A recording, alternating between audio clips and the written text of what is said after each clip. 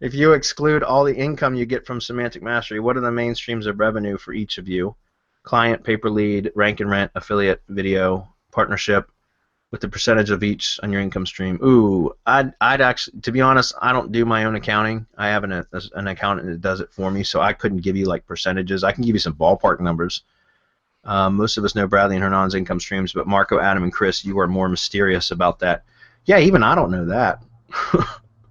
So you guys want to chime in? Tightly guarded secret. Yeah. Yeah, go ahead. If anybody else wants to swing No, first. I can jump in because again, I'm like Bradley. I don't do my own accounting. I have people that do that, and so, but like semantic mastery is more like it's fun. It's not work.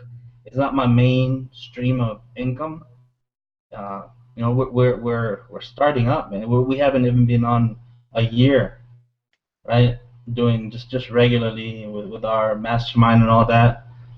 Um, as far as percentages, my biggest income generator is consultation work.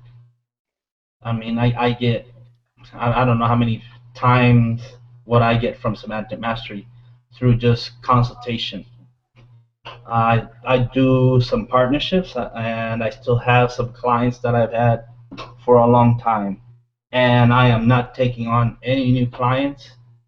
So, I mean, that's pretty much where I am right now. I do have other stuff that I do, but that's outside of the internet marketing realm or out of the online world because I do have some brick and mortar stuff that I do.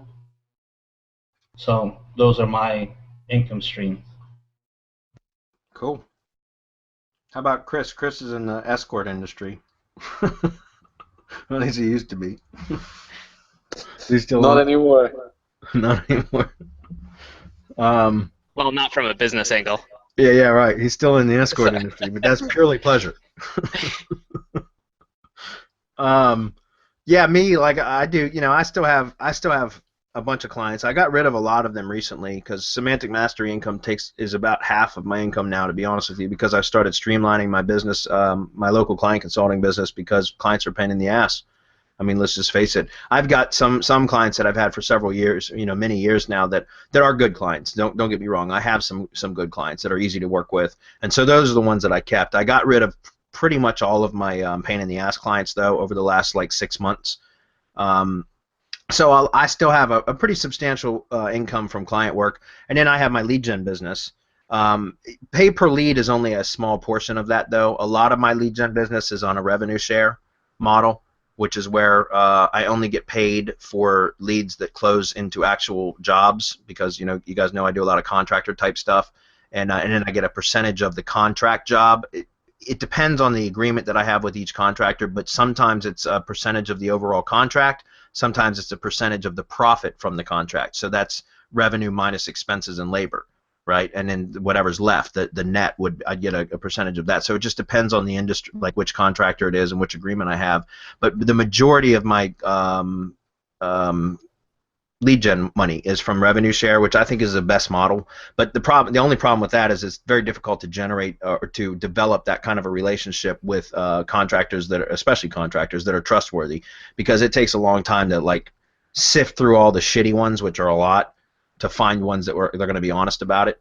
And you have to have that level of integrity or an honesty, or it just doesn't work, because they could lie to you unless you're actually outreaching to leads and following up and finding out if jobs closed and that kind of thing. And I didn't want to do that. So my income outside of semantic mastery is split between client work and lead gen work. I still have I've got a little bit of affiliate income, but it's very little, because affiliate is not something I had done until recently. I started doing more affiliate stuff recently, and so I've started generating some affiliate income as well on the side.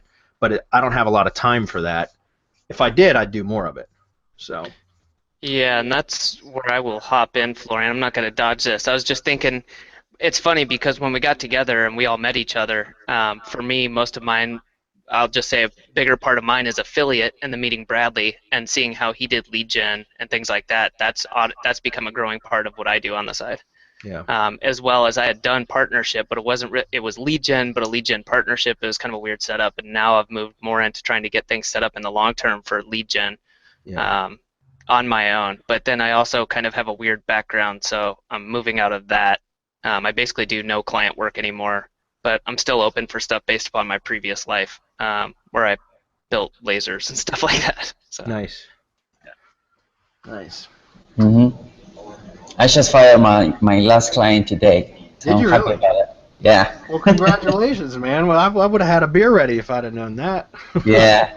We should have one when we next meet. Yeah, I'm all about affiliate and my own projects right now and Semantic Masteries. So yeah, I'm happy about it.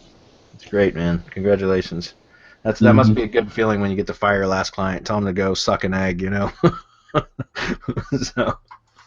if you want to, I mean, there's still a lot of money there. So Yeah, it depends. there is a lot of money in client work. It's just they're a pain in the ass. They can be a pain in the ass, guys. If you find a good client, hold on to them.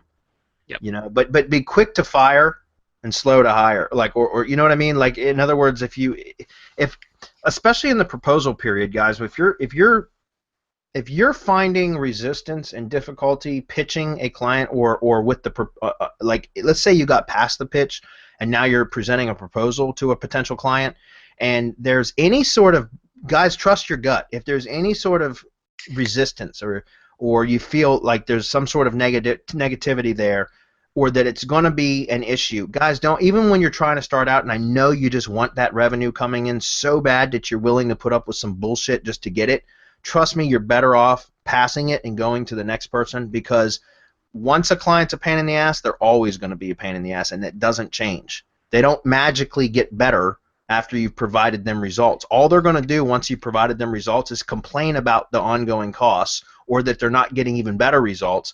My point is, if you feel like there's going to be any type of problem with a potential client, skip it, move on, find somebody else to pitch. Because trust me, they never get easier. And once you do find good clients, hold on to them. You know, keep them happy, because they're the ones that will stay with you for years with very little requirement of additional effort. You know, you just got to maintain for them.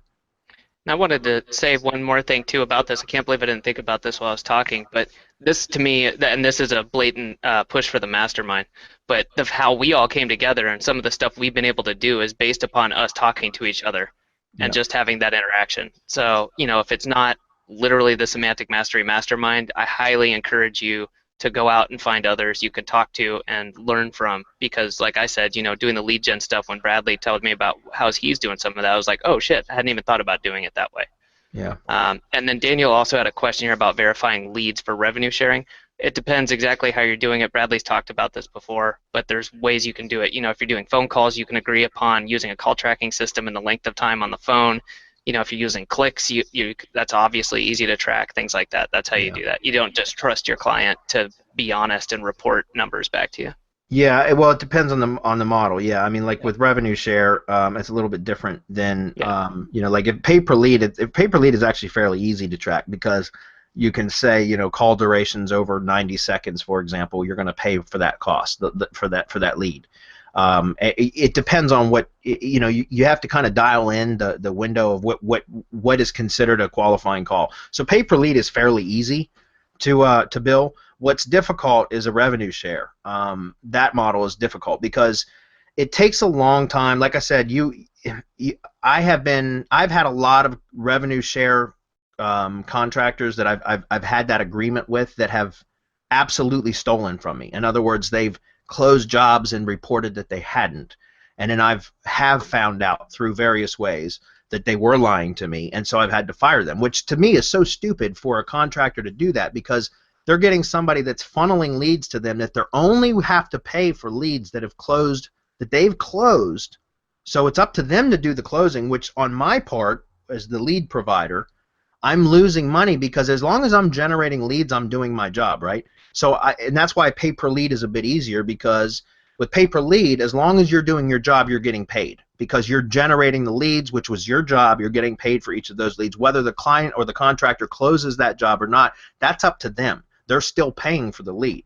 So with revenue share, I'm putting some risk involved. You know, I'm risking revenue as well, because I'm sending leads to a contractor, and it's up to their capability of closing the sale in order for me to get paid.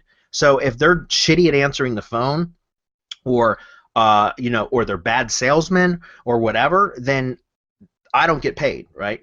And so it's a real process to work through, sifting through a bunch of bad contractors to find the ones that are good. But when you do find a good relationship, you have a good service provider to service those leads, and for a revenue share model, then it can be incredibly lucrative. Like my top tree service guy is he's been working with me now for 4 years. He's a Christian man. He's a really, really good dude. I trust him 100%.